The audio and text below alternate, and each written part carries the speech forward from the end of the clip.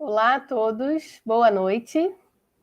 Vocês estão me ouvindo, me vendo bem, tudo certo? Estou um pouco aqui fora do quadro. Bem, boa noite. Já estou recebendo umas respostas, então vocês estão me ouvindo. Sejam muito bem-vindos mais uma vez ao canal Eureka CCERJ. O meu nome é Milena, eu sou da diretoria acadêmica da Fundação CCERJ, que gerencia o consórcio CEDERJ. Queria dar as boas-vindas para vocês mais uma vez.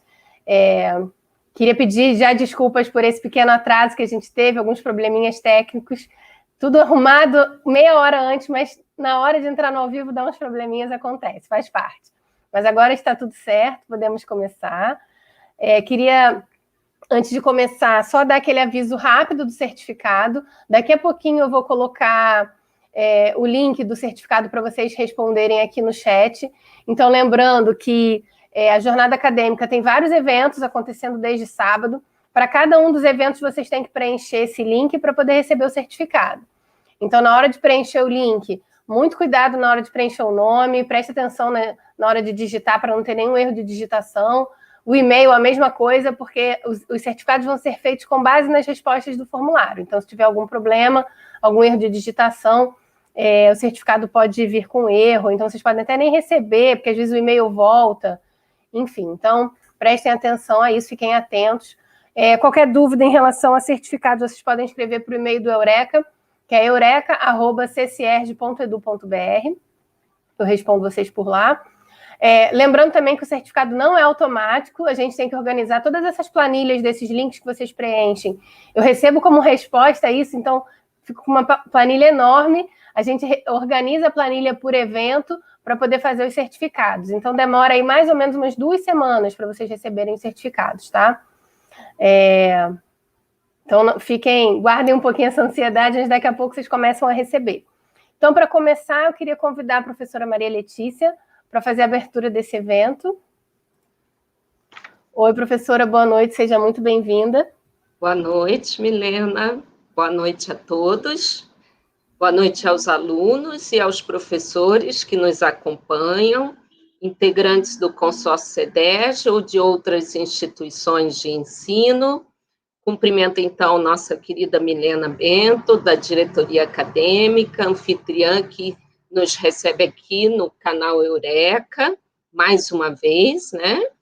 Agradecemos a todos que nos acompanham por prestigiarem a nossa Jornada Acadêmica das Pedagógicas UERJ de 2021.1, que teve início, então, no sábado, com evento também na segunda-feira, e que hoje damos continuidade. A temática da nossa jornada é a formação pedagógica das licenciaturas CEDERJ em diálogo com Paulo Freire. Freire reconhecia a educação como um ato político, de cultura, porque a educação supõe valores, princípios, ética.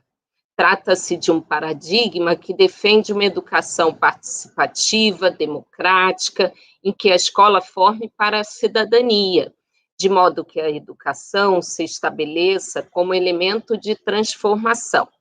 Paulo Freire traz princípios norteadores para a construção de uma prática pedagógica crítica e eticamente empenhada na humanização dos sujeitos. Nessa perspectiva, convido a professora Kátia Walter e os professores José Carlos Lima de Souza e Arthur Viana Ferreira para debaterem sobre educação especial, educação de jovens e adultos e outras diversidades na educação. Um diálogo com Paulo Freire. Também convido para cumprimentarem a todos a nossa querida Letícia Viana, que é meu braço direito na coordenação pedagógica UERJ, os tutores coordenadores das pedagógicas UERJ, professores César Malek e Lenilda Pinheiro, que também nos ajudarão aqui na mediação deste evento.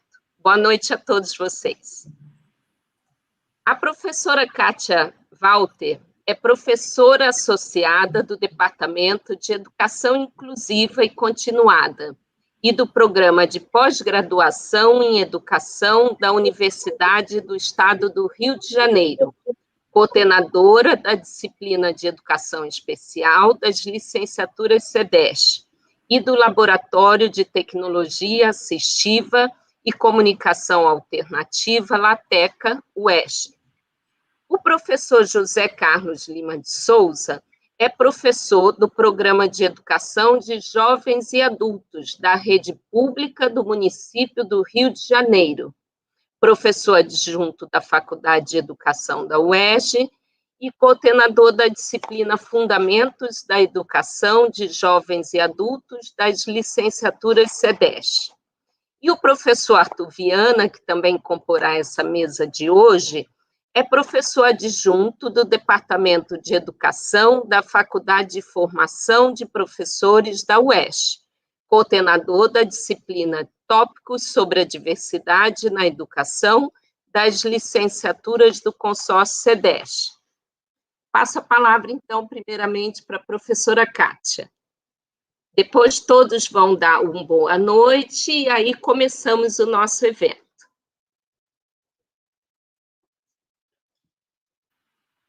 Uma boa noite,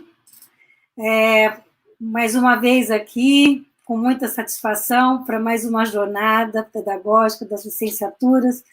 Agradecer a oportunidade de estar aqui de novo, de poder falar um pouquinho hoje com uma responsabilidade muito grande, porque falar de Paulo Freire realmente nos traz aí um peso considerável, né?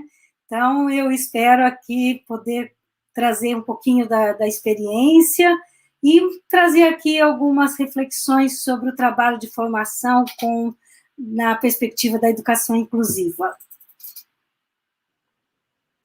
José Carlos, quer dar uma boa noite antes de começarmos? Eu quero, primeiramente, cumprimentar a todos que estão aqui nas telas, né, e que posso visualizar pessoas de uma convivência muito, assim, fraterna comigo. Kátia, boa noite. Arthur, Letícia, César, minha querida Letícia Viana, e Maria Letícia, minha companheira de jornada também na Faculdade de Educação da UERJ. Quero cumprimentar a estudantes, alunos, alunas, tutores, coordenadores, e dizer que estou muito satisfeito de ter recebido esse convite para falar sobre Paulo Freire e educação de jovens e adultos. Nesse sentido, espero que, mais uma vez, consiga trazer alguma contribuição para sairmos daqui com muitas questões para a nossa reflexão sobre o fazer docente. Olá, boa noite. Também aproveito para deixar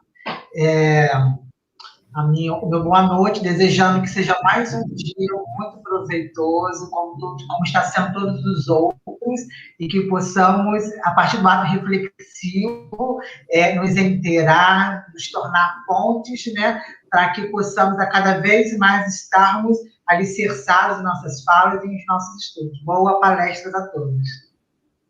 Obrigado. Boa noite. Sejam bem-vindos a mais um dia dessa jornada que tem muito contribuído para a nossa formação. Aprender sobre Paulo Freire é muito bom, né? E a gente precisa sempre aprender mais e mais, né? Quanto mais a gente aprende, mais a gente tem essa sede de aprender. Então, sejam bem-vindos e que tenhamos uma noite memorável. Boa noite. Primeiramente, eu gostaria de agradecer por estar participando mais um dia de mais uma jornada, né? Fico muito feliz acompanhando os comentários e toda a interação que a gente tem tendo ao longo desses dias de jornada.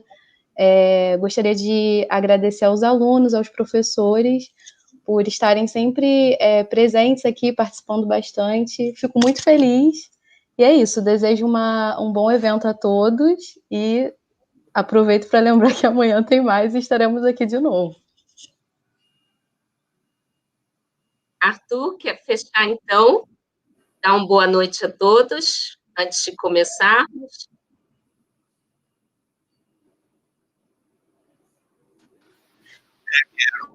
Boa noite a todos.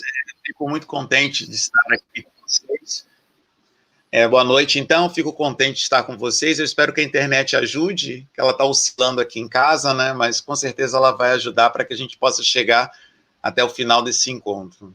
Muito obrigado pelo convite e pelas partilhas que vamos realizar aqui nessa noite. Obrigado.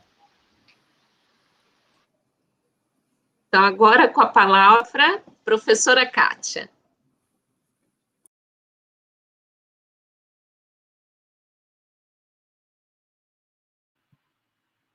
Pronto.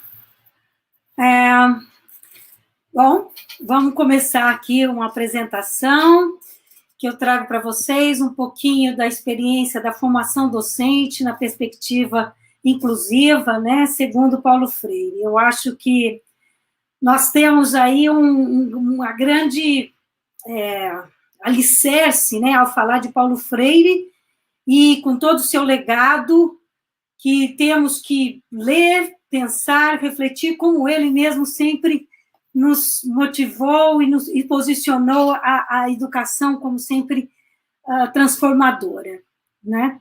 Então, eu peço para passar o próximo slide, onde a gente vai estar trazendo aqui, né, um pensamento na formação, né, na formação permanente dos professores. O momento fundamental é da reflexão crítica sobre a prática, né? Então, é pensando criticamente na prática de hoje ou de ontem que nós vamos poder refletir para a próxima prática, para a prática futura.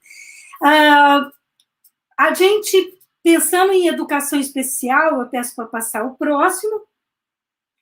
Pensando em educação especial, né, a gente tem na diversidade, a gente tem a importância da formação de professores para ensinar na diversidade, considerando todas as deficiências e necessidades educacionais especiais dos educandos.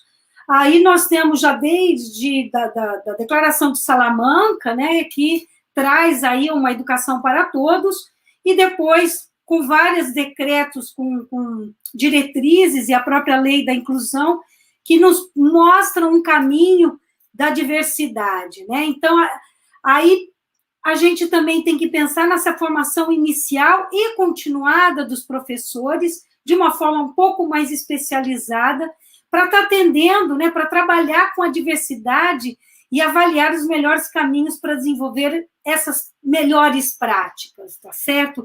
Então, a gente, por tratar de uma questão de diferentes, né, funcionamentos, nós temos que especializar melhor os nossos graduandos e depois continuar com a formação, né, continuada, porque eu falo sempre isso para os meus alunos, e a gente está em constante aprendizado, né? Então, a importância de fazer com que os professores sejam instrumentalizados de teoria e a prática, a fim de atender às peculiaridades apresentadas pelos alunos, né? Aí nós temos hoje as práticas baseadas em evidências. Eu sempre falo que o professor hoje em sala de aula, o professor, né, no chão da escola, é um pesquisador em potencial. Nós que desenvolvemos pesquisas lá no Proped, muitas com parceria com a Secretaria Municipal de Educação de vários municípios do estado do Rio, até fora do estado do Rio, a gente percebe essa necessidade de estar indo para a escola, conhecendo, olhando, observando o nosso aluno especial, nosso aluno com uma deficiência, dentro da sala de aula, e como que ele está aprendendo, e o que a gente pode melhorar nas práticas, nas técnicas, no avanço, né, do currículo para que eles possam realmente chegar a uma vida adulta com conceitos, né, que tenham adquirido seus conceitos. O próximo. Bom, e quem são os agentes envolvidos, né, nesse processo de inclusão escolar? Nós temos que pensar que todos os membros de uma equipe escolar têm que participar do planejamento e nas ações programadas voltadas para a temática da educação inclusiva. A educação inclusiva, ela mexeu muito com a escola, né? Quando um aluno especial adentra uma escola regular, ela traz aí um novo olhar, né? Um novo problema, e a gente pôde perceber bastante isso no começo, no ano 2000, quando a gente passa de um movimento de educação da integração, onde a escola não modificava para receber o aluno, e sim o aluno especial que tinha que modificar dentro dessa sala de aula, a gente começa a falar de inclusão, e na inclusão nós temos que modificar. Então, os docentes, os diretores, funcionários precisam agir coletivamente para que a inclusão escolar seja efetivada dentro da escola. E dar continuidade ao desenvolvimento profissional e ao aprofundamento de estudos visando a melhoria do sistema educacional, ou seja, uma formação contínua e pesquisas. E aí entram realmente, a gente pode observar, se fizermos uma revisão sistemática da literatura em pesquisas dentro da escola, com a temática de formação continuada dos professores, a gente vê um crescimento enorme a partir de 2000 e depois, nessa última década, de 2010 a 2020, com a lei da inclusão, com o atendimento educacional especializado e com o aumento de matrículas de alunos com deficiência, né? Que não basta também a gente pensar só nesse aumento da matrícula, nós temos que analisar também a condição de permanência e aprendizado desse aluno dentro da escola regular. O próximo, por favor, Milena. Bom, então, pensando, né, em Paulo Freire, dentro dessa perspectiva da formação permanente, na perspectiva freiriana, né, ela pauta o processo de ação, reflexão e ação, em que o sujeito seja capaz de desenvolver uma postura crítica frente à realidade do seu tempo e considerando que ele é um ser histórico-social em construção desse conhecimento, ou seja, quando Paulo Freire traz que o conhecimento não é repassado, e a gente não vai aqui somente reproduzir o que a gente lê, a gente tem que pensar, refletir e voltar numa outra ação, né? Reconstruir uma nova ação, a gente percebe o quanto isso vai ao encontro da necessidade da educação inclusiva. Porque o nosso aluno, quando ele vem quando ele chega na escola, no movimento de integração, e a escola não modifica, chega aquele aluno que tem necessidade, por exemplo, de uma cadeira de roda e a escola não tem rampa, que tem uma deficiência visual ou cego e a escola não tem braille, não tem máquina de braille, não tem atividades para deficiência visual, não tem nem para baixa visão. Quando chega um aluno surdo e a gente não tem um intérprete de Libras, como a gente não tem ainda muito até hoje, né? Para ter uma ideia, nós estamos lutando até hoje para ter nossos intérpretes na UERJ, que essa palestra, por exemplo, tinha que contar aqui com o intérprete de Libras. E eu não vou, isso não é uma crítica, né, à nossa coordenadora, mas isso é uma crítica à instituição. Hoje mesmo tivemos uma reunião com o departamento, né, com o DI, que nós temos que exigir, e judicialmente isso, porque isso não é uma questão não exigida dos professores. Nós estamos exigindo isso, nós estamos pedindo, mas, infelizmente, o próprio sistema, né, atravanca, né, faz entraves na condição de acessibilidade. Então, o próximo, por favor, a gente tem que pensar nessa modificação. E esse aluno, quando ele chega com essa dificuldade, a gente faz com que o professor realize essas mudanças na sua prática, tá? Então, ele tem que pensar em adaptação, ele tem que pensar num aluno com TEA, por exemplo, com transtorno do espectro do autismo, que chega agitado, hiperativo, querendo sair da sala. Como que esse professor pode promover o conhecimento dele? Quais são os tipos de apoio que ele precisa ter? Tanto o professor quanto o aluno, né? Então, pensar também no plano educacional individualizado, nas novas técnicas e recursos específicos, por exemplo, para cada um, a comunicação alternativa, que é a minha área específica, né, dentro da tecnologia assistiva. A comunicação alternativa, ela é essencial dentro de uma escola hoje, porque nós temos cerca dos alunos com deficiência, cerca de 30% a 40% desses alunos sem fala funcional, ou seja, eles não são capazes de comunicar por meio da fala, tá certo? E a gente precisa também renovar, mudar as nossas formas de avaliação, onde o aluno tem que ser avaliado por ele, né? Então, Paulo Freire, quando diz para a gente pensar na nossa ação e refletir sobre ela, realmente nós temos que pensar também nesse aluno que chega com conhecimento, um conhecimento mais, vamos dizer, puro, né? Eu sempre falo para os meus alunos, né, ficam ensinando cores para pessoas com deficiência intelectual, e às vezes adultos estão lá ensinando amarelo, verde, vermelho, e eu digo para ele, põe um cacho de banana verde e um cacho de banana madura. Eu nunca vi uma pessoa com deficiência, por mais severa, pegar uma banana verde. Ela sempre pega a banana madura. Então, ele tem esse conhecimento. Talvez ele não tenha nomeação. Então, nós precisamos mudar a nossa forma de avaliação. O estímulo à participação de pais e da comunidade na realidade social e educacional, desenvolvendo conceitos e estratégias, como a educação cooperativa, né? A gente tem que... A escola é uma escola aberta, né? Tem que receber a sociedade, a comunidade e ter a participação de todos mediante a sua cultura.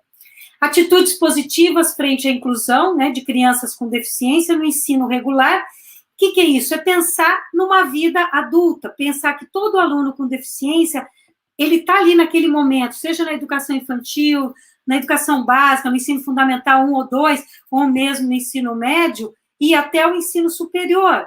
Por que não, né? Então, nós temos que pensar que conceitos, ensinar para que ele tenha êxito, né? E na própria formação dele como cidadão. O próximo, por favor. Aí, nós temos alguns mitos e algumas barreiras, né? Que dificultam a inclusão escolar.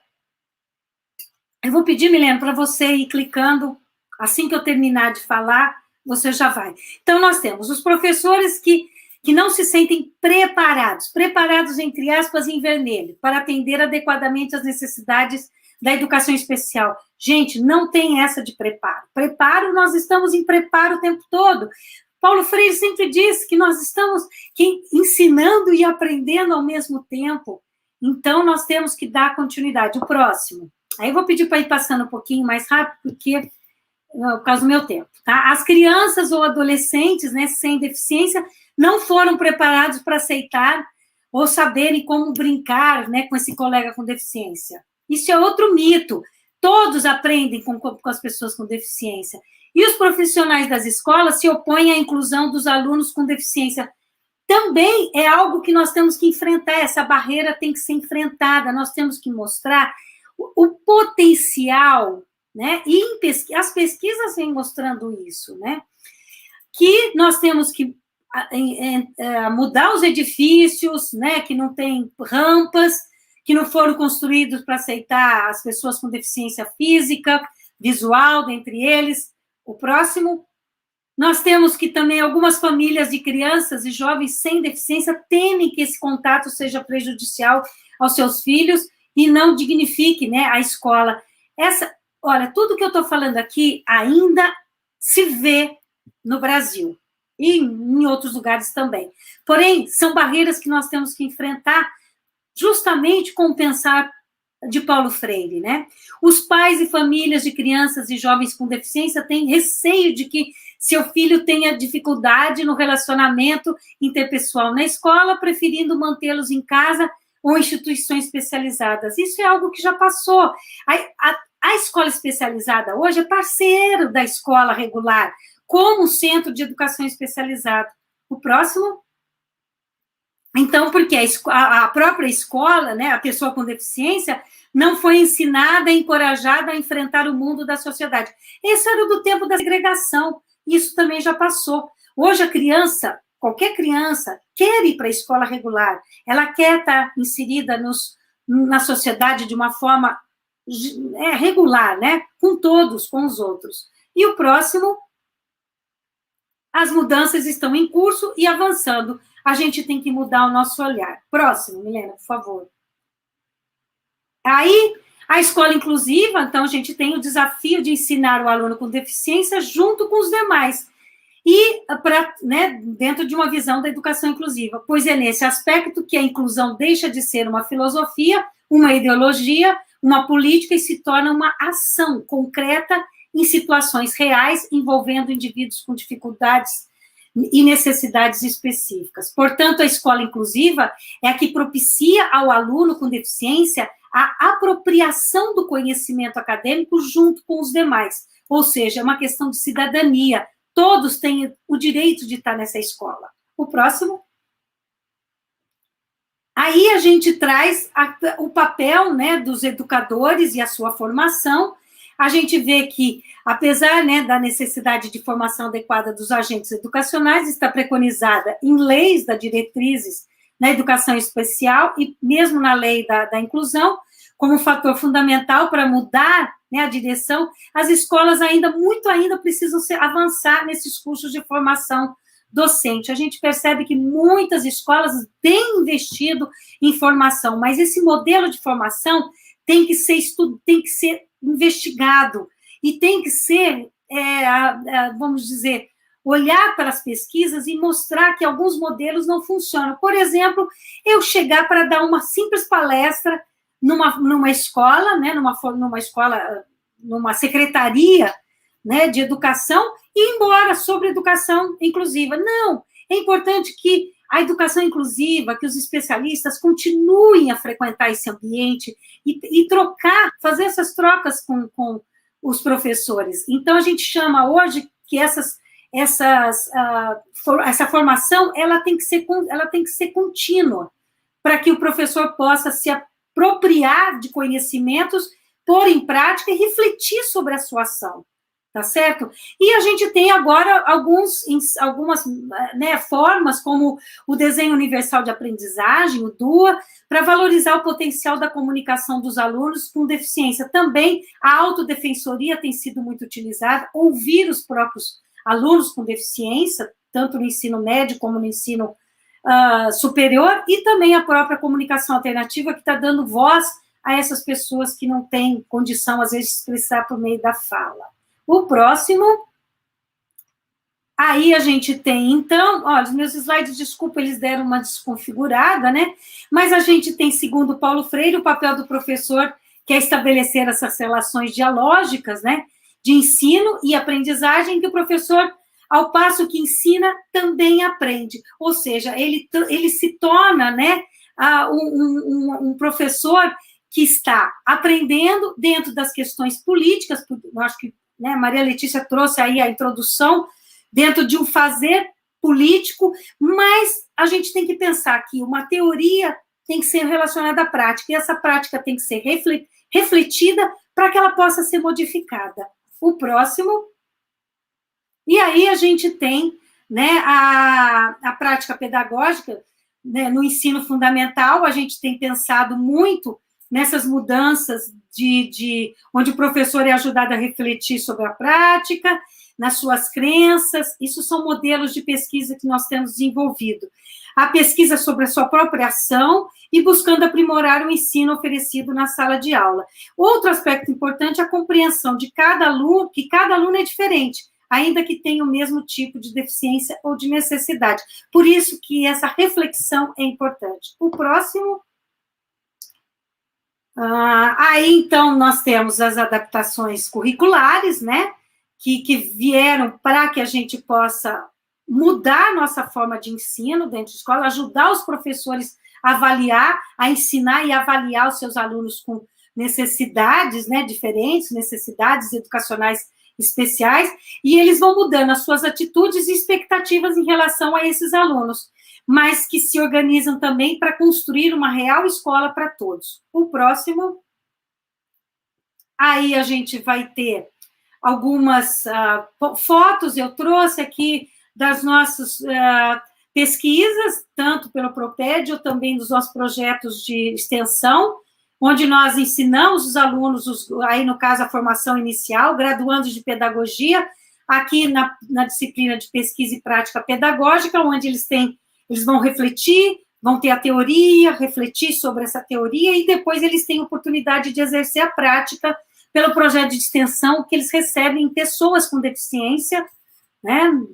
Quando a gente recebia, agora vamos ter que pensar numa forma, né, talvez online, uma forma de estar dando continuidade ao projeto para esses alunos. Nós já tivemos uma experiência no semestre passado com a forma online, mostrando. Próximo.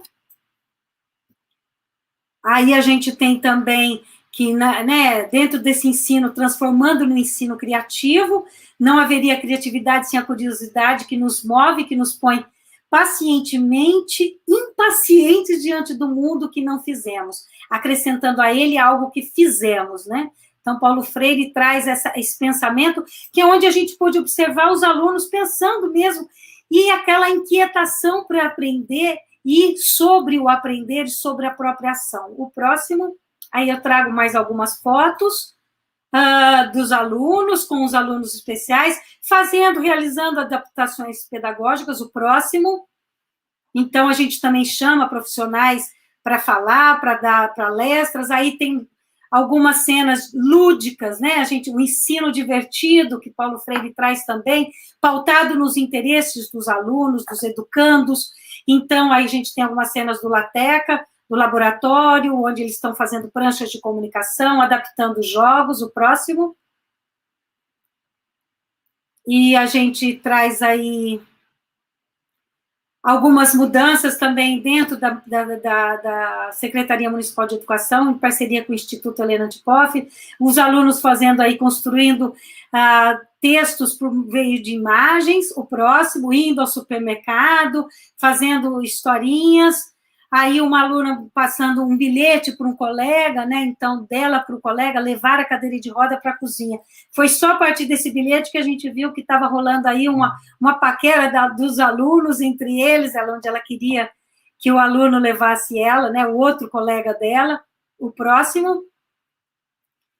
E aí a gente tem, então, a formação inicial com foco nessa educação inclusive, priorizada nas instituições de ensino superior, é onde a gente tem buscado dentro da UERJ, né, tanto no curso do CEDERJ também, onde a gente, né, vem trazendo aí algumas avaliações, onde os alunos possam exercitar adaptações pedagógicas, e também na formação continuada, né, que é importante buscar sempre novas fontes, novos recursos, com a finalidade de promover o desenvolvimento em diversas áreas, tanto na cognitiva, motora, interativa e social, visando a comunicação, interação e a inserção social, né? É pensar no futuro desse aluno especial. O próximo.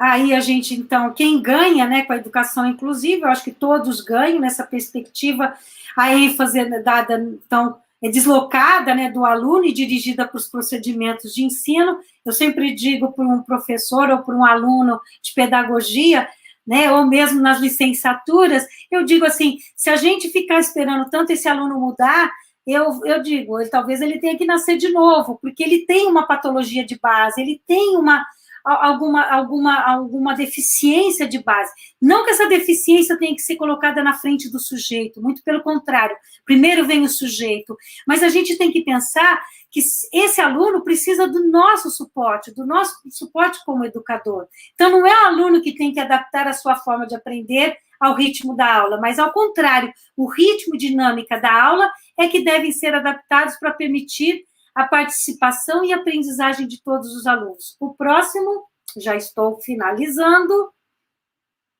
A expectativa dos professores, então, é sempre, né, de refletir criticamente, de modo permanente, né, ele tem que pensar, esse processo precisa estar apoiado em uma das análises emancipatórias e políticas já proposta por Paulo Freire, né, para que a gente tenha a mudança também nas políticas públicas, que é o próximo slide, onde a gente tem que trazer a pesquisa, o refletir sobre a prática e pensar que essa condição vai proporcionar a mudança das políticas públicas, no caso aqui, em especial, para a educação especial. Então, compreender a educação como um ato político e primordial para formar cidadãos críticos, livres, questionadores, visando uma sociedade mais justa e igualitária, que construa conceitos ao invés de somente reproduzi-los, empregando sentido a todas as suas ações. O próximo, essa é uma frase conhecida, né, de Paulo Freire, e é preciso defender um processo de formação de professores em que as escolas sejam concebidas como uma instituição essencial para o desenvolvimento de uma democracia crítica e também para a defesa dos professores como intelectuais. O professor é muito importante, gente. Né? Toda a ação do professor é que esse refletir, esse diálogo com o professor, é que vão combinar essa reflexão e a prática a serviço da educação dos estudantes para que sejam cidadãos reflexivos e ativos. O próximo. E aí, então, né, a frase conhecida de Paulo Freire: ensinar não é transferir conhecimento, mas criar as possibilidades para sua produção ou sua construção. Quem ensina, aprende ao ensinar. E quem aprende, ensina ao aprender. Eu estou aqui ensinando e, ao mesmo tempo, aprendendo, sempre. O próximo, vamos ler Paulo Freire. Sempre é bom ler Paulo Freire, sempre é bom. Eu posso disponibilizar aí o slide para vocês, o próximo, e agradecer aqui a participação, passando aqui para os meus colegas, e depois a gente vai ter um tempinho para um debate. Muito obrigada, uma boa noite.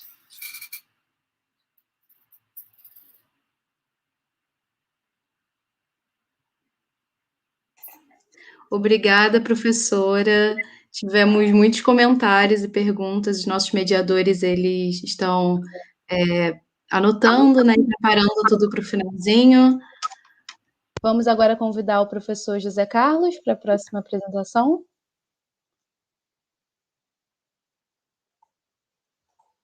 Professor José Carlos.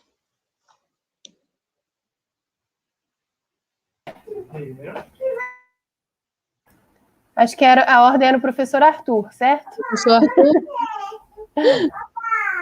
Vamos chamar o professor Arthur. Oi, me escutam? Sim.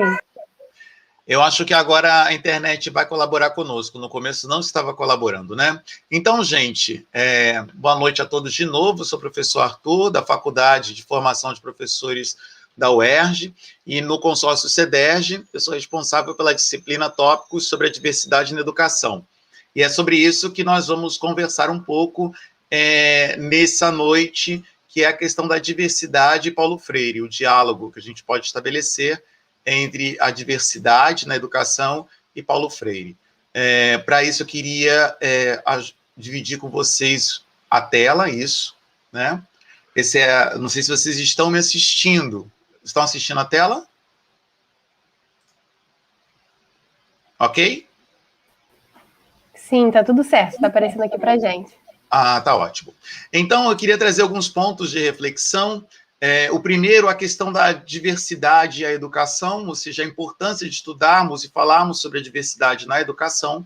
O segundo ponto é algo que a gente estuda muito na disciplina de tópicos sobre a diversidade na educação, que é a questão do Plano Nacional de Educação de Direitos Humanos, organizado em 2007, né, e reeditado em 2018 no governo do Michel Temer, presidente Michel Temer, e as ideias um pouco de Paulo Freire, e principalmente um dos livros dele, que é a Pedagogia da Autonomia, como é que ela pode nos ajudar a entender um pouco essa questão sobre a diversidade, ou melhor dizendo, até trazer a relevância desse estudo para nós, enquanto educadores em formação no consórcio CEDERJ e nas disciplinas também da Universidade do Estado do Rio de Janeiro, né?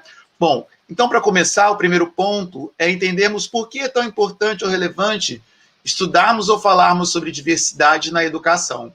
E aí eu me reporto a uma disciplina que eu também atuo na Universidade do Estado do Rio de Janeiro, de forma presencial, que é a disciplina de Psicologia Social. Nós temos no 7º período na Faculdade de Formação de Professores uma disciplina que é de Psicologia Social que eu ministro para a graduação em Pedagogia, e lá nós temos uma preocupação muito grande em trabalhar no futuro docente, ou naquele que está articulando a educação, né, o seu processo educativo na pedagogia, a questão da identidade. Então, a identidade como algo importante e relevante nos processos educacionais também do docente. Então, a primeira coisa é que nós forjamos a nossa identidade numa relação com o outro, né? O outro, ele é parte da constituição da nossa identidade, não só profissional, mas nossa identidade pessoal, né? Quando nós nascemos dentro de um grupo social que é a família,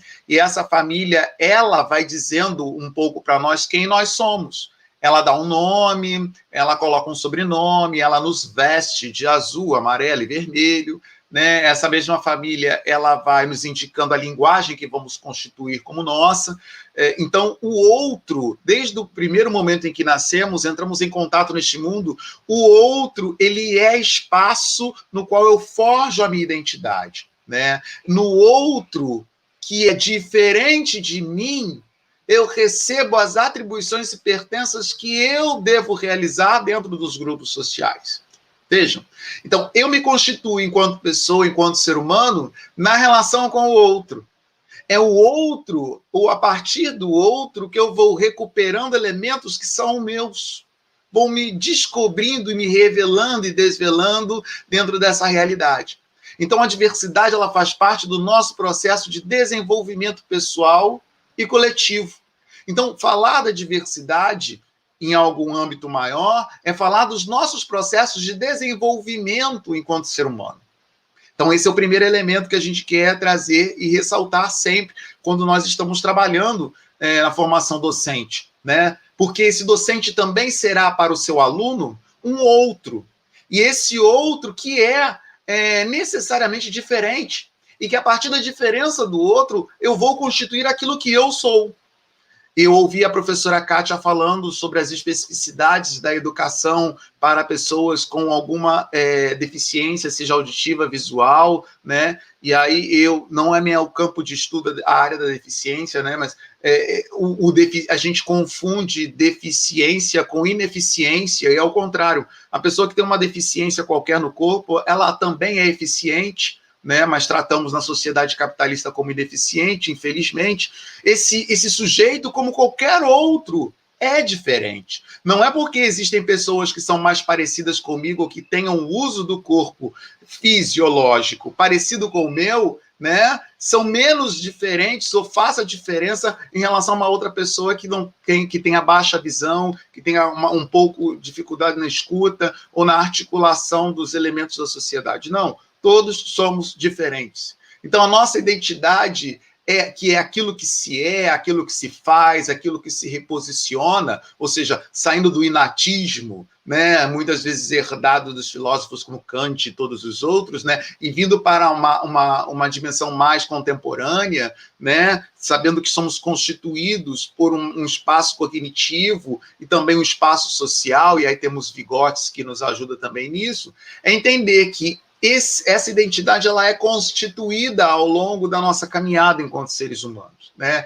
E o outro é aquele que, ao mesmo tempo que diz quem eu sou, e ao dizer quem eu sou, ele me determina, me limita, me estranha. Porque quando eu falo que eu sou Arthur, eu também estou dizendo que eu não sou todas as outras pessoas. Eu não sou todos os outros. Esse é o estranhamento que o outro me faz e me provoca na hora em que eu estou com ele no campo educacional. Então, quando eu falo eu sou Arthur, eu não sou a professora Kátia, eu não sou o professor José, eu não sou a professora Maria Letícia, e não há problema em eu não ser os outros, né? Mas os outros me fazem ser e me chamam, e me trazem a realidade. Então, o problema é que nós tratamos o outro, que é parte da nossa construção identitária, como o outro, como o Guareschi diz, que é disferre e não distinto. Então, a ideia de entendermos a diversidade é reconstruirmos essa ideia de que o outro não é o diferente, ou disferre, ou é aquele marcado a ferro, né? Mas ele é o distinto, o distinter, né? O distingere, é aquele que apenas tem uma cor diferente, é aquele que tem uma tonalidade diferente. Essa consciência de um outro, que não é apenas aquele que nos marca a ferro, mas aquele que marca as nossas diferenças e deixa o mundo até um pouco mais colorido por ser outro diferente de mim, é que faz eu ter consciência de mim mesmo. E aí ver nessa consciência de si a minha realidade, as minhas potencialidades, as minhas habilidades, que são conscientes e que também estão carregadas de um inconsciente que não é o oposto um do outro, mas que se complementam nessa construção. Então, a diversidade, ou falar da diversidade dentro desse contexto, é falar também da minha construção identitária. Uma construção identitária que ela é dada a partir do quê? Da negociação. Então, é interessante a gente trazer isso, né? A construção da identidade com o outro, que é diferente, né? Ou a construção da minha identidade enquanto ser humano, que é dado na diversidade, ela é um processo de negociação. Então, não é algo apenas dado, posto, inato, não é algo apenas aprendido, né, numa escola, numa família, numa igreja, numa escola de samba, mas é algo que é constantemente negociado. Existe um autor franco-canadense, que é o Dubai, eu gosto muito dele, e ele vai falar dessas dimensões da formação identitária nos grupos sociais profissionais. É um dos campos de estudo da minha pesquisa lá no programa de pós-graduação, né, lá na Faculdade de Formação de Professores. Nós estudamos representações sociais de pobreza e identidade profissional a partir do Dubar, lá na Faculdade de Formação de Professores, no mestrado e doutorado, onde eu ajudo na orientação de alunos, e aí a gente percebe isso, como é que a gente vai se descobrindo como sujeitos que vão entendendo que a nossa identidade ela é um processo de negociação, e de negociação com o outro que se faz diferente. Nós não fazemos negociação com os iguais, nós fazemos negociações com o outro que é diverso. E esse negociar, que é negar o ócio, nos tira da vida privada e nos coloca no coletivo. Porque se trabalharmos com o ócio é o momento da contemplação, né? É o momento de eu estar comigo. Agora, quando eu trabalho com o negar o ócio, eu me coloco na vida pública, eu me coloco em relação ao outro que atribui coisas para mim, para que eu possa viver, enquanto professor, enquanto aluno, enquanto mediador, ou tutor mediador do consórcio CEDERJ, né? Enquanto aluno de educação em AD, ele me atribui questões, elementos para que eu possa viver dentro desse grupo, e eu vou negociando com ele essas atribuições à medida em que eu dou conta de realizá-las ou não, para pertencer dentro desse grupo. Então, a negociação identitária ela é um elemento constante da nossa vida enquanto ser humano e também no ambiente escolar, no ambiente educacional, no ambiente social. Mas ela se dá, a negociação não se dá entre iguais. A negociação que é constantemente o nosso processo de formação identitária, que é realizada no ambiente escolar e no ambiente social, ela é dada com seres humanos outros que são diferentes. Então, a diversidade ela faz parte de algo que nós vivemos socialmente, educacionalmente, sem nós mencionarmos nela. Então, muitas vezes, as exclusões que nós realizamos dentro da sociedade é porque nós vivemos essa negociação, vivemos esse momento, mas não somos capazes de nomeá-lo, porque caímos na pseudo-ideia ou no pseudo-relacionamento de achar que nos relacionamos sempre com os iguais. Ao contrário, nós nos relacionamos sempre com os diferentes. O tempo todo eu estou falando com um ser que é diferente de mim. Não é igual a mim. Embora more na mesma casa que eu, embora frequente a mesma escola que eu, tenha o mesmo sindicato que eu, ou participe do mesmo consórcio. Esse outro... Então, quando eu consigo enxergar esse outro, eu consigo enxergar a diversidade e não começo a tratar os outros todos como se fossem iguais, porque a única coisa que nós não somos são iguais. Então, tratar os outros como iguais no sentido sem levar em consideração a diferenciação que nos caracteriza, promove mais exclusão, porque eu não vejo a necessidade do outro porque eu acho que todo mundo é igual. Eu me utilizo como autorreferência para essa igualdade.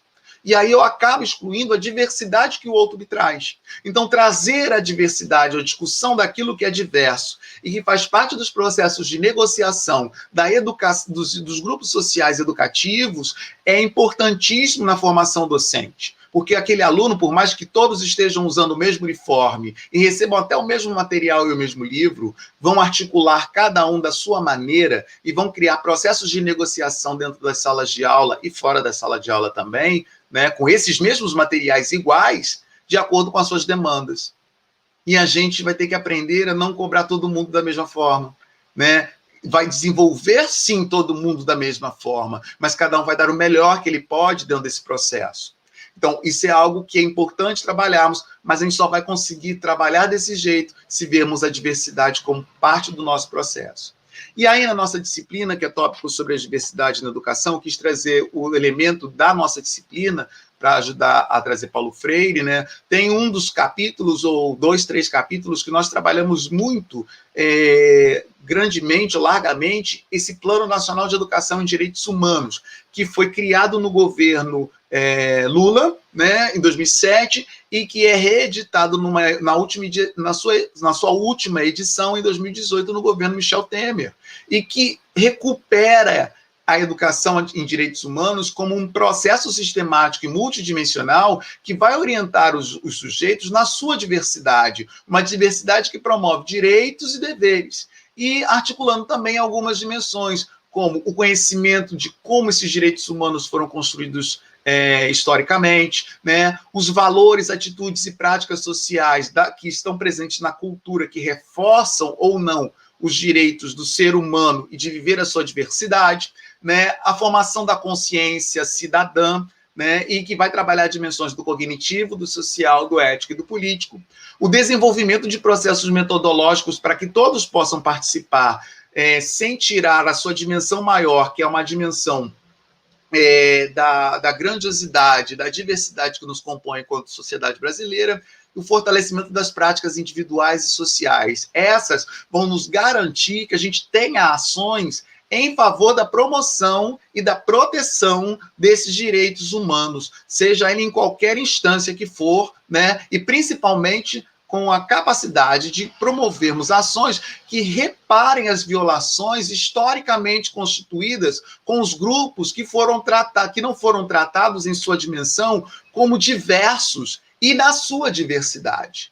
Foram taxados de, por não serem iguais aos outros por causa da cor, por causa da vivência do gênero, por causa da idade que tenham, foram tratados como subgrupo humano. Então, essa é a ideia de aprendermos uma educação voltada para a dimensão dos direitos humanos e a importância dela nesse processo, que é um processo da formação docente, né? Então, esse documento, ele trabalha algumas ações a favor da diversidade social, e nós trabalhamos nas semanas que são separadas os conteúdos da nossa disciplina de tópicos sobre a diversidade no consórcio CEDERJ, né, que é entendermos como é que se pode dar esse desenvolvimento normativo institucional, né, esse direito humano expresso em leis, conferências existentes e que são promovidas ao longo da história da nossa sociedade, a produção de informação e conhecimento, e de reorganização desse conhecimento, muitas vezes petrificados, em menosprezar o diverso, né? Menosprezar a diferença, ou achar apenas a diferença como lugar do espetáculo e não como algo legítimo. O que é tratar a diferença como algo do espetáculo? É bonito termos cor diferente de cabelo, ou texturas diferentes de cabelo, ou idades diferentes. Que bonito, legal. Mas não somos capazes de valorizar igualmente todas as diferenças de cabelo, cores, idades, gêneros, né? Então, isso aí é algo que faz com que a gente tenha a ilusão de que estamos utilizando de uma igualdade, mas, na verdade, marcamos o nosso lugar de igualdade em relação a outros. E essa igualdade hegemônica que faz e oprime o outro, que não deixa que ele se manifeste tal qual ele se apresenta, né? A questão das parcerias e intercâmbios internacionais, a divulgação de materiais, né, para produzir espaços que sejam espaços de valorização da diversidade, né, a gestão de programas e projetos e a avaliação e monitoramento daquilo que está sendo organizado ou aquilo que está sendo trabalhado dentro dessa realidade da diversidade na educação. E aí a gente tem que chamar o Paulo Freire nesse centenário para conversar conosco. De todas as obras que nós temos do Paulo Freire, uma que está coadunando muito bem com esse trabalho de resgatar ou trazer à relevância a ideia da diversidade é a questão da autonomia, né? É a capacidade do sujeito entender a autonomia como sujeito que não é fazer o que dá na cabeça, né? Autonomia, eu tenho autonomia para fazer o que me dá na cabeça. Não, autonomia é o sujeito que é capaz de viver a regra, como se fosse sua, o nomos, a regra, a lei, como se fosse sua, e desenvolver a partir da sua especificidade esta lei. Então, é um sujeito que assume como sua a lei, a regra, a cultura, a forma de ser no mundo, e, ao mesmo tempo, ele é livre para viver essa realidade junto com os demais, né? Então, essa pedagogia da autonomia, né, ela vai dessa forma, não somente respeitar as experiências de liberdade, como diz o Paulo Freire no livro, mas vai também estimular as experiências que tragam, né, a decisão e a responsabilidade dos atos também àqueles que estão ensinando e aprendendo.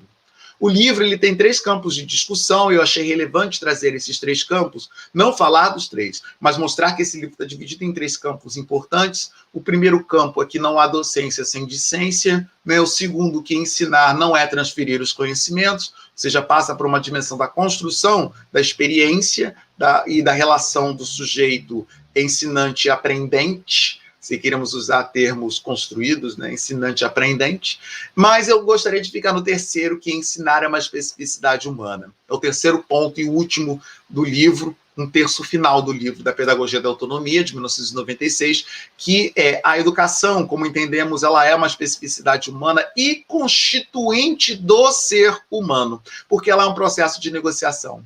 Ela é um processo de negociação com o outro, que é diferente, que é diverso, que eu posso tratar ali como desferre, eu posso tratar ali como distinto, né? Desferre marcado a ferro, e aí eu não vou conseguir enxergar a sua diversidade, mas eu também posso tratá-lo como distinto. E nessa distinção, ver a possibilidade, não de uma vivência harmônica, porque isso é um romantismo do século XIX, que nós não podemos cair nesse embuste, mas numa ideia de confrontos, consensos e dissensos que façam sermos pessoas, pelo menos, mais equitativas, né? Uma sociedade mais equitativa.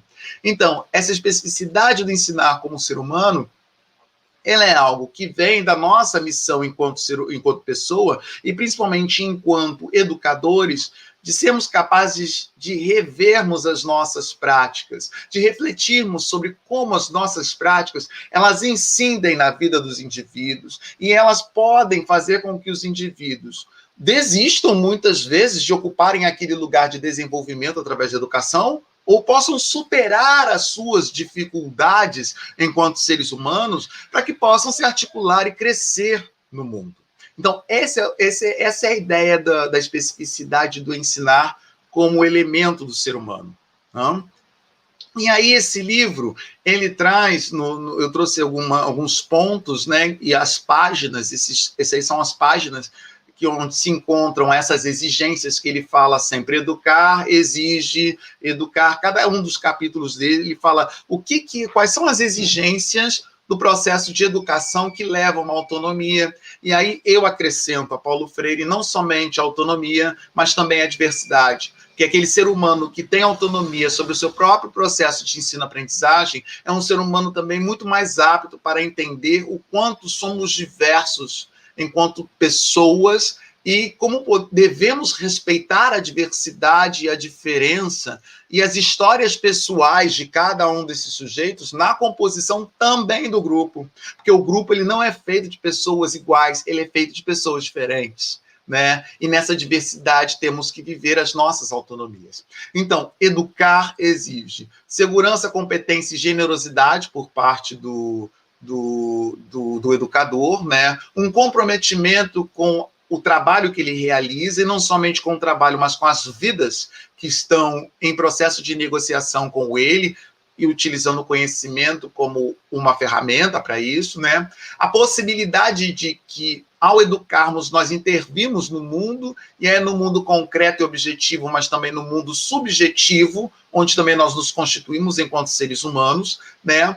A educar exige uma determinada liberdade e autoridade por parte do educador, e que não é autoritarismo, é autoridade, ou seja, a autoridade da experiência, a autoridade da vivência anterior àquele que se põe diante de mim, ou podemos ter até a mesma idade, ou o outro pode ter uma idade diferente, maior do que a minha, mas a experiência que eu realizo não é a mesma experiência que ele realiza, então nós temos processos de autoridades, né, e alteridades também, né, um outro que se compõe na sua própria experiência.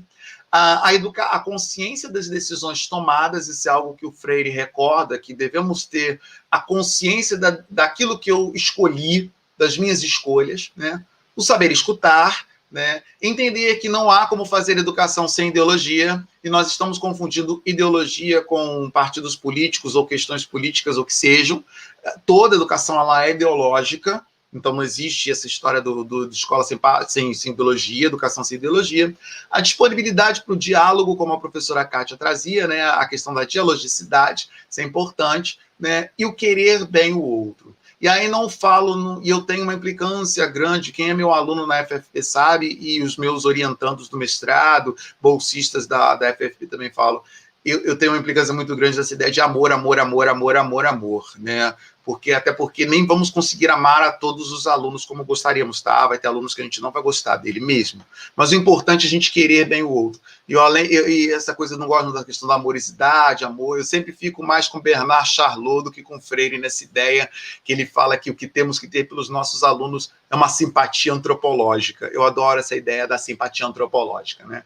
Ou seja, o outro que está ali, que é diferente de mim, é ser humano. E eu me identifico com ele, simpatos, né? Juntos, eu tenho o mesmo sentimento que ele. E se eu for simpático com o ser humano, eu posso até ser, talvez, empático, que são duas coisas diferentes, né? Simpático, sentir junto com o outro, né? E empático, inclinar-me ao sentimento do outro. Então, a simpatia é o início de uma possibilidade de simpatia. Então, querer bem ao outro é uma possibilidade de eu me associar a esse outro para a constituição de uma realidade que seja boa tanto para mim quanto para o outro, sem perder a diferença que existe entre nós. Porque é essa diferença que me constitui enquanto o meu próprio eu, a minha identidade, a minha subjetividade. Enfim, terminando o trabalho, né, os trabalhos da noite, pelo menos nessa minha parte, é importante entendermos que por que estudamos a diversidade? Estudamos sobre diversidade porque a diversidade ela faz parte do nosso processo identitário.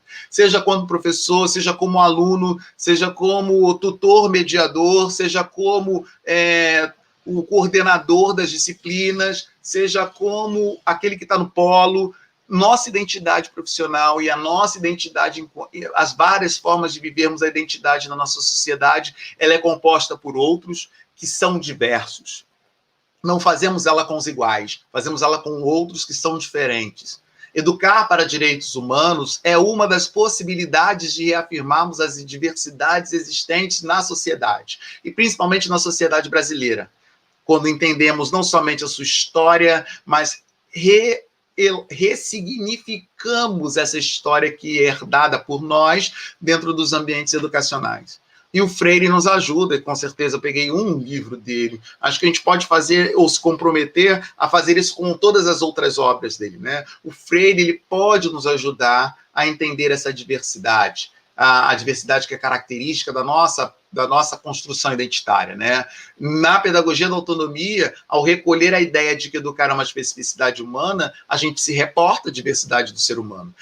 Eu posso fazer isso no livro Professora Cintia Não, eu posso fazer isso na Pedagogia do Oprimido, eu posso fazer isso na Educação como Prática de Liberdade, qualquer um dos livros do Paulo Freire, né? A importância do ato de ler, ou seja, é importante vermos o Freire como essa possibilidade de resgatarmos na educação a diversidade e trazermos como pauta base do nosso trabalho essa diversidade, porque o outro que está conosco no processo de ensino-aprendizagem é e sempre será diferente da gente. E é a partir dessa diferença que nós vamos nos constituindo, né, enquanto pessoas, enquanto seres humanos, enquanto profissionais da educação. Seria isso, gente. Queria agradecer a todos pela amabilidade em me escutar nessa noite. Depois a gente está aberto ao diálogo entre nós, tá bom? Muito obrigado. Muito obrigada, professor. Excelentes reflexões. Anotei muita coisa por aqui, também estou aproveitando. Eu gostaria de convidar agora o professor José Carlos para a gente finalizar o nosso evento hoje, com a última palestra. Seja bem-vindo, professor. Obrigado, Letícia. Boa noite, né? É um prazer estar te reencontrando. e quero cumprimentar a todos, cumprimentar os colegas que me antecederam, né? Kátia Walter, eu também fiz anotações, Letícia, e prestei muita atenção no como a Kátia frisa a questão da praxis inclusiva, né? O Arthur trabalha a praxis da convivência, a praxis do encontro e a praxis da hospitalidade, né? Eu vou trabalhar uma terceira linha de Paulo Freire, dialogando com a minha experiência, a minha militância na educação de jovens e adultos, que é a modalidade educativa pela qual milito, luto e atuo ainda na educação básica. Não consegui ainda me desvincular das experiências da escola da educação básica, tal fascínio que tenho pela sala de aula da educação de jovens, adultos e idosos. Eu trago uma reflexão que eu estou até muito feliz de ver, que eu, sendo o último, né, vou poder resumir algumas coisas, porque dialogo com bastante entrosamento com os argumentos apresentados pelos colegas que me antecederam, né, mas acrescento alguns aspectos que são muito interessantes quando a gente está tratando aqui de formação docente, ok? Então, vou expor aqui os meus slides. Eu quero que vocês me digam se está sendo visualizado. Só um minutinho. Deixa eu tentar entrar aqui com os meus slides. Espera aí. Ok. Vocês... Bem, só um minutinho que eu vou compartilhar. Espera aí.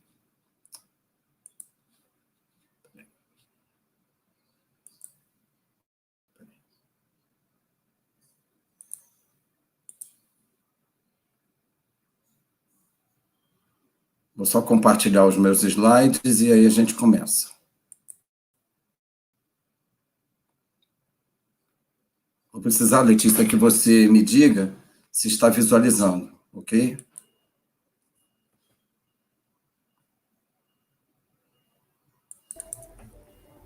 Oi, professor, é Milena.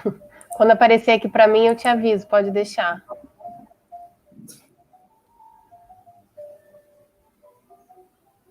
Meu computador está um pouquinho lento, a minha conexão também não está legal. E aí, mas já vai entrar.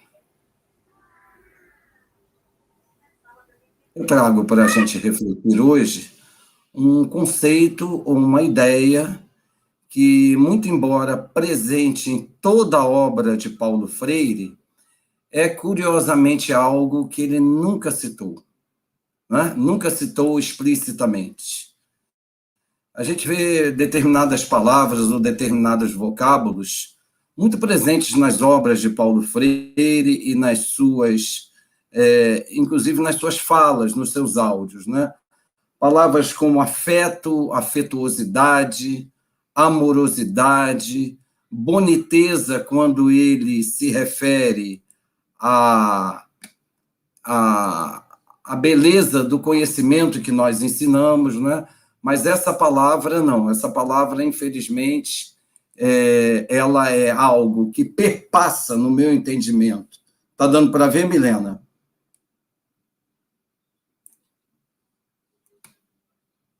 Eu estou falando aqui com o microfone fechado. Ele só não está no modo apresentação ainda. Tá, já cliquei tá aqui. O PowerPoint. Eu já percebi que o meu computador está um pouco lento, né? E você pode clicar em ocultar também essa mensagem que aparece aqui embaixo, senão ela vai ficar na frente dos slides. Pronto, acho que agora vai entrar. Pronto, tá vendo? Tá perfeito. Eu vou começar, ok? Para essa, é a palavra humildade. Então, eu quero tratar com vocês, e ao tratar desse assunto, né, desse conceito que nunca aparece explicitamente nos textos de Paulo Freire, mas, ao meu ver, são transversais às linhas, aos parágrafos de quase todos os livros que ele escreveu. A humildade científica, né? Um conceito que, para mim, é transversal à praxis pedagógica freiriana, ok? A partir de onde eu falo a partir da disciplina de fundamentos da educação de jovens e adultos. Nós estamos no ano do centenário de Paulo Freire, e o que a gente tem visto de frases, de pensamentos lindos, parágrafos maravilhosos, né? Lembrando a importância do seu pensamento, do legado, né? De sua obra, mas quando pensamos em Paulo Freire, pensamos em diálogo, indagação do porquê das coisas, da horizontalidade nas relações de ensino e aprendizagem, na descolonização do pensamento, o senso crítico, a busca do senso crítico, a crítica, o exercício da crítica, a experimentação, a autonomia, a superação das formas de opressão, a transformação social, né? Mas pouco falamos de algo que é anterior a tudo isso, e que, na verdade, perpassa todas essas grandes marcas do pensamento freiriano, de forma quase despercebida, jamais citada explicitamente. Eu falo e apresento a vocês a humildade científica. Mas como definir esta tal humildade científica? Em geral, nós associamos humildade a uma característica humana ligada à simplicidade, à singeleza, geralmente manifestas no comportamento, na forma de nos comportarmos e de nos portarmos diante das pessoas. Há ainda uma dimensão do termo associada à pobreza material, ao despojamento dos bens. O que é mais difícil é associarmos a ideia de humildade à ideia de ciência. Ciência aqui entendida como produção de conhecimento, né? E por que é difícil associar? Dificilmente, quando a gente pensa em produção de conhecimento, a gente pensa em humildade. E dificilmente, quando a gente pensa em humildade, a gente associa a humildade à produção de conhecimento. E é justamente aí que Paulo Freire, ao meu ver, é único. Ou seja, entre as ideias pedagógicas críticas, contra-hegemônicas, o que quer dizer isso? Que lutam para transformar uma determinada realidade, conhecidas entre nós no Brasil, ele é o único a trabalhar essa perspectiva, não é? Humildade em que medida? De que forma? Por quê? Como essa humildade se constrói, essa humildade científica? Depois também eu quero trabalhar a ideia de por que eu chamo de científica e não apenas de humildade, né? Eu estou falando de um conceito, e não simplesmente de uma característica qualquer, né? De uma maneira qualquer de nos comportarmos, mas de um conceito que precisa ser entendido para ser construído na nossa formação, né? Eu penso que a humildade científica em Paulo Freire ela se constrói a partir de 4 aspectos bem presentes e delimitados ao longo das suas principais obras, né?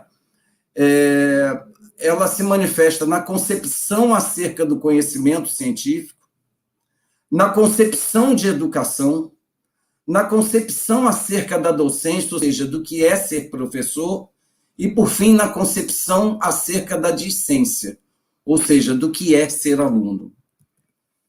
A humildade na concepção acerca do conhecimento científico é aquela que nos leva a perceber no conhecimento científico algumas características que são inerentes a essa produção e a esse conhecimento que é construído. Ele é sempre aproximado, ele tem um caráter dialético, né? Ele é provisório, portanto, não é dado, não é definitivo, ele não é fixo. Ele é inacessível no sentido da sua apreensão definitiva, porque eu posso dizer que aprendi alguma coisa hoje, mas eu não posso garantir que esse aprendizado, esse conhecimento, ele não vai se modificar no futuro. Então, o que pode ser algo hoje reconhecido cientificamente como conhecimento, ele pode ser superado, né? Eu me lembro, eu converso muito com meus alunos sobre isso, né? Sobre a questão do ovo, né? O ovo na alimentação, né? O ovo sempre foi associado ao colesterol, e hoje ele é citado aí nas principais obras que falam sobre a riqueza dos alimentos como um dos alimentos mais ricos, mais completos, uma das melhores proteínas a que podemos ter acesso na nossa alimentação, né? Isso faz com que ter conhecimento perca o valor, já que esse conhecimento que é hoje uma verdade provisória, ele pode ser superado? Claro que não, porque há, nessa perspectiva de desconstrução do conhecimento atual para a construção do novo, algo presente na construção do atual que estará lá também, né? Então, há uma dimensão de movimento do conhecimento que nós temos que saber que faz parte da sua dimensão, né? O conhecimento ele é sempre inacabado, ele está em permanente construção. Ele é vinculado à realidade e é condicionado historicamente, né? Então, o conhecimento não é uma mercadoria da qual eu posso me apossar e ter domínio total sobre ele, como mercadoria, por exemplo, né? Na concepção de educação de Paulo Freire, educar é serviço. A educação é serviço e educar é servir. E o que significa isso? Que, em outras palavras, a educação é destinada ao mundo, ao outro. Eu, professor, eu sou um servidor. Eu sirvo ao mundo, eu sirvo ao outro. E é isso que dá sentido à minha existência como professor, né? Então, há uma relação social intimamente ligada no ato de ser professor com a transformação do mundo, com a libertação dos outros. Não se realiza, portanto, a educação não se realiza de forma individual, pois ela não se encerra em alguém solitariamente, pois só há educação, e a Fátima e Arthur disseram isso, né, quando se ensina e se aprende ao mesmo tempo, né? Contudo, há uma questão muito interessante nessa concepção de educação de Paulo Freire, que é o seguinte: o senso comum, aquilo que nós aparentemente queremos superar, jogar fora, para substituir por um bom senso, ou um senso crítico, na verdade, ele não é totalmente descartável. Ele também é fonte de investigação e, portanto, é fonte de aprendizado, né? Outra coisa interessantíssima nessa perspectiva de educação de Paulo Freire é a relação complexa que tem com o erro. O erro faz parte do acerto.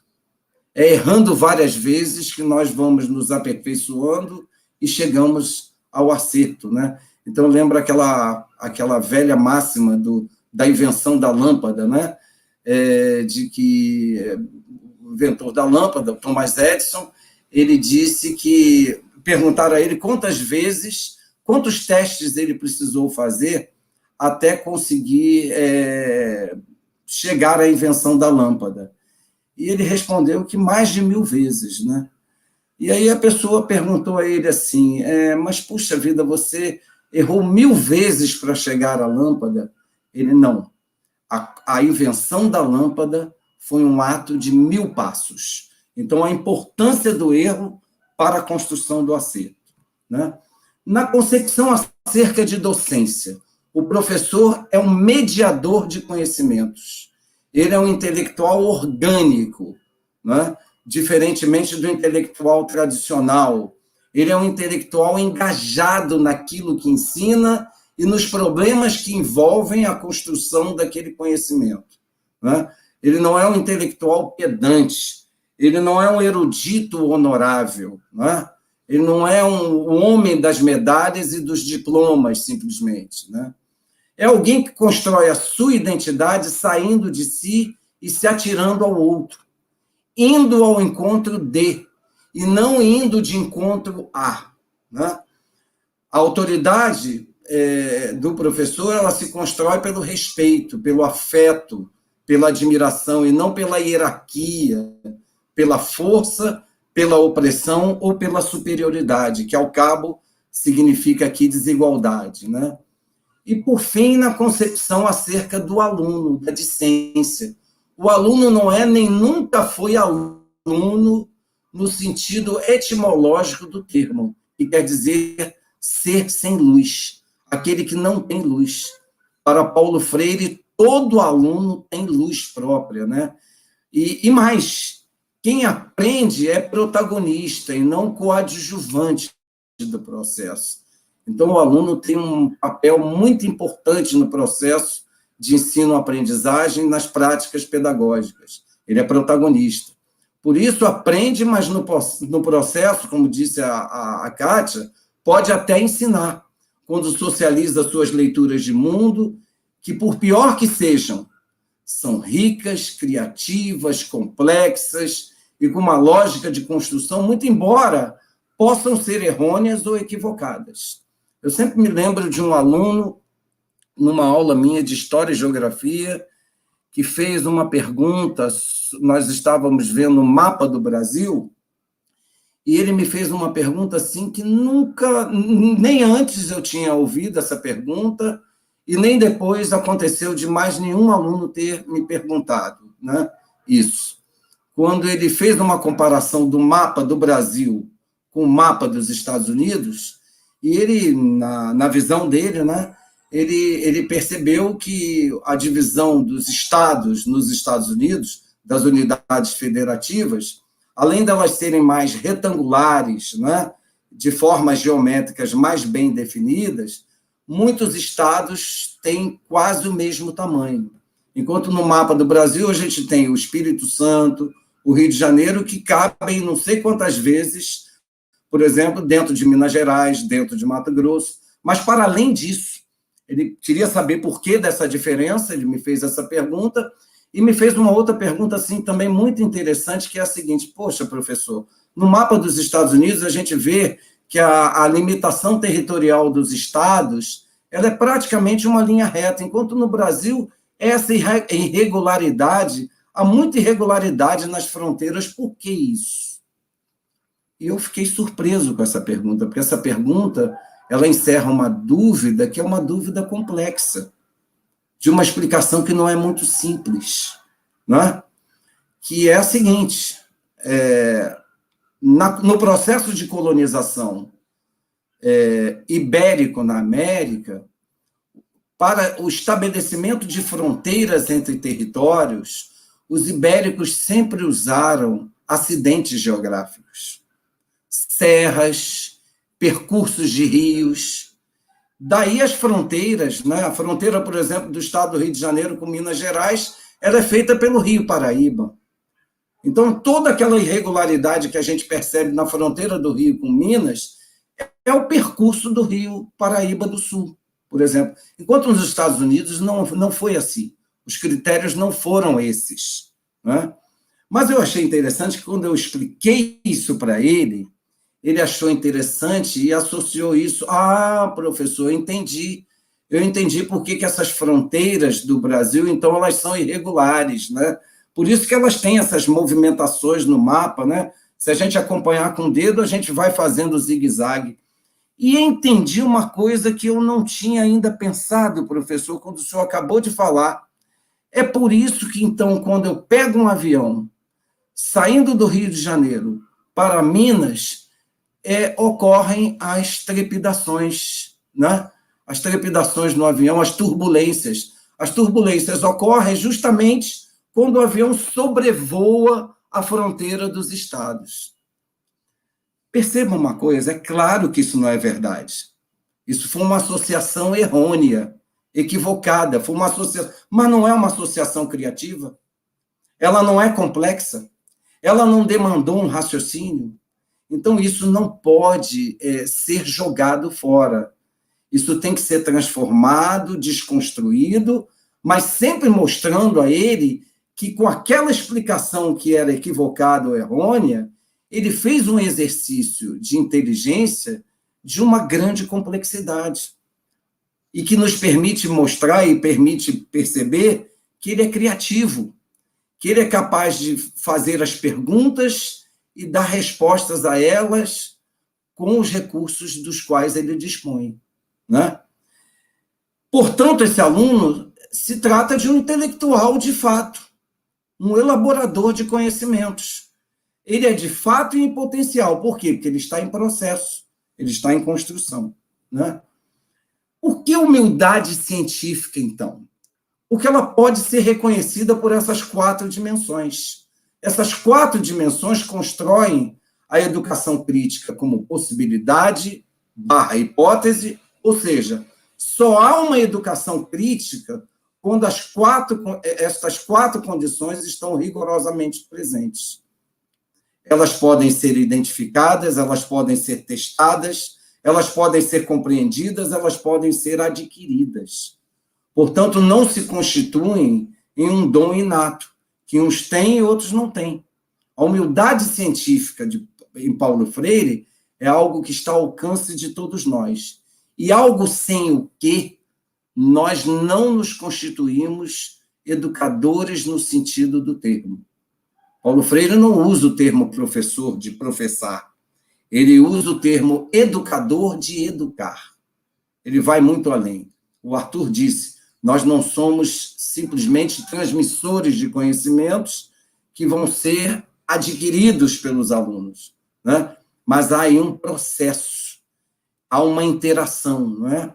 E essa praxis pedagógica freiriana, baseada nessa humildade científica, ela não se coloca a serviço de uma experiência educativa simplesmente para nós criarmos mecanismos estruturados de raciocínio e de reflexão, mas ela nos inspira.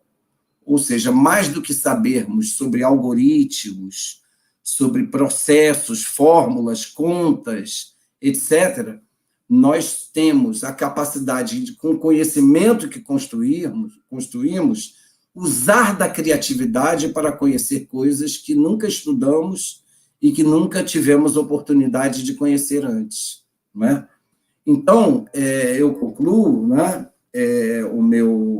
a minha fala sobre a humildade científica, né, lembrando uma parte da dedicatória que Paulo Freire escreve na Pedagogia do Oprimido, que diz assim, ele dedica a todos nós, né, aos esfarrapados do mundo. E eu penso logo nos meus alunos da educação de jovens e adultos, eu penso nos professores, eu penso nos profissionais de educação, né, aos esfarrapados do mundo. E aos que neles se descobrem, eu pergunto, nós nos descobrimos nos nossos alunos? Como é a nossa relação com o nosso aluno? Qual é a nossa relação com aquilo que o nosso aluno traz para a sala de aula? Aos esfarrapados do mundo e aos que neles se descobrem, e assim, descobrindo-se, com eles sofrem, mas, sobretudo, com eles lutam, eu penso que é nessa perspectiva, nessa dedicatória, que Paulo Freire define o que é essa perspectiva de sermos portadores ou reprodutores da humildade científica, que, ao cabo, é aquela noção dentro da formação docente que nos traz para uma posição como educadores, no meu humilde entendimento, como a mais lúcida e a que nos faz mais capazes de fazer a diferença na vida dos nossos alunos. No meu caso, na vida dos meus alunos jovens, adultos e idosos. Então, é dessa maneira que eu fecho aqui a minha apresentação. Eu dei uma acelerada para que a gente possa valorizar aí o tempo do debate, que para mim é o que há de mais importante nessa jornada acadêmica. Eu quero ouvir vocês, alunos das licenciaturas, quero ver as perguntas que vocês vão fazer para os meus colegas, eventualmente para mim, me coloco à disposição, mas quero aqui me colocar à vontade para ouvir os comentários, observações e, eventualmente, as perguntas de vocês. Muito obrigado e boa noite.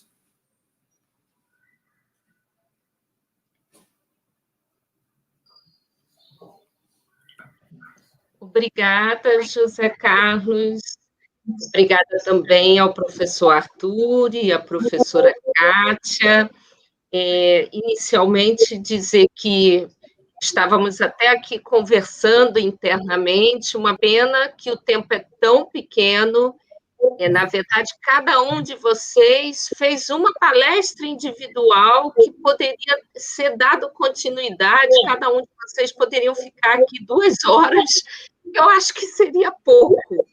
Infelizmente, o tempo passou muito rápido e nosso tempo, na verdade, já estourou, já estamos com 4 minutos além do combinado, e eu acho que a gente pode fazer, o César vai entrar com alguns comentários, de antemão já pedi desculpa aos nossos ouvintes, que infelizmente não vamos ter tempo para responder as questões, mas eu acho que todos vocês poderiam combinar com os nossos alunos e também com os professores, né, que estejam em seus espaços, né, em suas salas, para uma continuidade dessa conversa, que não pode se encerrar aqui, que eu acho que lançamos uma semente, e essa conversa precisa ser dada continuidade, quem sabe até uma continuidade no nosso, podemos marcar uma outra semana para estender a nossa jornada, porque todos os comentários foi nesse sentido, elogiando todas as falas, e com certeza todos gostariam que a gente pudesse fazer uma extensão desse nosso tempo. César, pode complementar?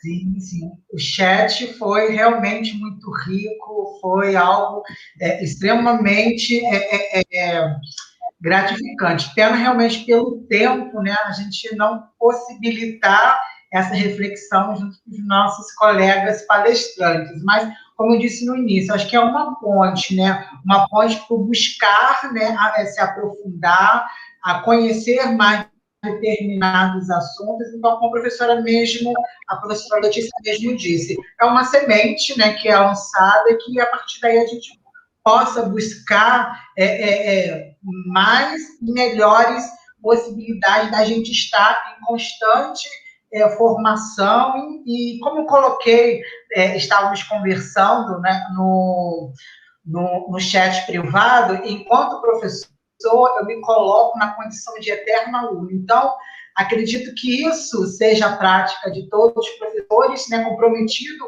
com a formação e se colocar nessa condição. Então, eu separei alguns comentários, como o da Mônica Lima. Na verdade, ela nos trouxe uma orientação. Ela é a nossa aluna, Cedérgio, ela diz que tenho ceratocone, deformidade nas córneas, material ampliado, me ajuda muito, mas gostaria de sugerir audiolivros, tanto para mim quanto para os demais alunos. Já Cris Alves, ela nos diz que como efetivamente podemos melhorar nossas práticas, né? Aqui ela traria um questionamento, né, de práticas inclusivas dentro do contexto de pandemia. E ela nos traz, nos deixa essa reflexão de como podemos melhorar estas práticas inclusivas em tempos de pandemia. Já Malu dos Santos diz que não é apenas colocar para dentro da escola, falta acompanhar cada tipo de deficiência e trabalhar em específico. Cada caso é um caso. Sandro Moreira, ele nos diz que eventos como esse que agregam valores para as barreiras caírem, em relação às inúmeras dificuldades quando o assunto é inclusão. Débora Morra, ela nos diz que falta, e nos traz essa reflexão e essa constatação que falta um investimento da gestão pública a nível desse município na formação continuada e em serviço dos professores, de todos os docentes, principalmente na temática inclusão, diversidade e desenvolvimento. Regina Estela nos diz que é uma excelente reflexão. Como me construo, como me desenvolvo através do outro. Isso se dá também entre nós e nossos estudantes. E, para encerrar, eu separei uma fala de Valéria Cruz, que diz que a máxima aristotélica que devemos tratar igualmente os iguais, e desigualmente os desiguais, na medida de sua desigualdade. Foram estes comentários, né, em meio a centenas, né, postos em nosso chat. Obrigada, César. Eu vou passar a palavra, então, aos nossos queridos professores fazerem uma fala final de despedida, mas antes disso, agradecer. Nós tivemos aqui quase 600 participantes, alunos, professores acompanhando, então, uma participação bastante ativa, como César colocou. E lembrar a todos que, então, amanhã continuamos com o nosso evento, amanhã, de novo, às 6h30. Amanhã, nossa temática é Filosofia e Psicologia da Educação em Diálogo com Paulo Freire. Fechamos amanhã nossa jornada com essa temática com os professores Márcio Francisco, Danilo Bantin, Ângela Carrancho e Regina Carrancho. Passo agora para vocês. Bom, eu vou começar a despedindo já, agradecendo, dizendo que foi realmente um prazer muito grande estar com vocês, Arthur, José Carlos, vocês, Maria Letícia, o César, e com as colocações tão importantes. Eu tentei ler todos os comentários, e, para finalizar, é o seguinte: falaram quanto tempo a educação inclusiva começou e ainda temos que incluir? Sim, ainda temos, porque é um processo. É um processo, nós estamos em processo, nós estamos em formação, nós estamos em transformação.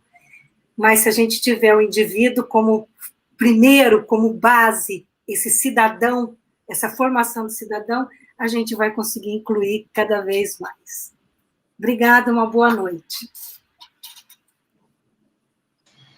Eu quero agradecer na sequência, então, também a disponibilidade de me escutarem, né? Eu sei que eu falo um pouquinho demais, mas eu espero que tenha contribuído para trazer algumas luzes, ou apagar algumas luzes também, no processo de ensino-aprendizagem dos nossos alunos, e também aprender com esses professores, tanto a professora Kátia quanto o professor José Carlos, quem eu gosto muito de escutar e respeito muito o seu trabalho. Muito obrigado, gente. Obrigado mesmo. Eu também quero agradecer o convite que foi feito. Para mim foi mais uma oportunidade de estar com grandes companheiros. Já não os trato como colegas, mas sim como companheiros de luta, que lutam comigo pela universidade pública, universalizada, socialmente referenciada, né? Porque, na verdade, dentro dessa concepção de humildade científica de Paulo Freire, a gente quer todo esse país se educando. A gente não quer ninguém de fora, a gente quer que todos venham para essa grande corrente educativa que pode, de fato, trazer, ao meu ver, esse país para os trilhos da história, porque me parece que nós estamos muito fora desses trilhos, não é? E não é à toa que querem silenciar Paulo Freire, não é à toa que querem banir Paulo Freire da educação brasileira, negar sua contribuição, ofuscar o seu centenário. Então, nesse sentido, eu quero parabenizar a coordenação das disciplinas pedagógicas, das licenciaturas EAD, pela coragem que teve de trazer a temática de Paulo Freire para a discussão com os nossos alunos, para a gente desvelar essa tentativa de desqualificação de um pensador que é brasileiro, que tem muitas obras publicadas em diversos idiomas e me parece, infelizmente, muito mais valorizado lá fora ainda do que valorizado aqui. Então, acho que é uma questão de tomarmos posse mesmo desse legado, dessa riqueza, e o exercê-lo, com protagonismo. E momentos como esses são oportunidades para que a gente faça isso. Então, parabenizo a Kátia, parabenizo ao Arthur, parabenizo a Maria Letícia, ao César, a Lenilda, minha querida Letícia Viana, Milena, e a todos vocês, estudantes das licenciaturas EAD UERJ. Tenham uma boa noite, uma boa continuidade da jornada e aproveitem bastante. Professora Maria Letícia, você quer fazer algum fechamento ou posso encerrar? Pode encerrar, Milena. Só dizer boa noite a todos e que amanhã damos continuidade, fazemos, então, o fechamento da nossa jornada desse semestre. Isso, obrigada. Eu queria agradecer boa noite, a todos gente. também. Um abraço. Boa noite. Cuidem-se. Só queria dar um recadinho que algumas pessoas estão perguntando se vai ficar disponível aqui no canal. Todas as transmissões da jornada realizadas aqui pelo Eureka vão ficar disponíveis depois no canal. Se inscrevam lá no canal Eureka para vocês terem acesso a todo esse conteúdo. Ainda tem, como a professora Maria Letícia falou, amanhã, o evento de amanhã. Não esqueçam de preencher o formulário, vai ficar mais uns minutinhos abertos. Mesmo quem está assistindo aí no meio do caminho, que às vezes as pessoas chegam atrasadas, começam a responder depois, mas pode preencher ainda agora.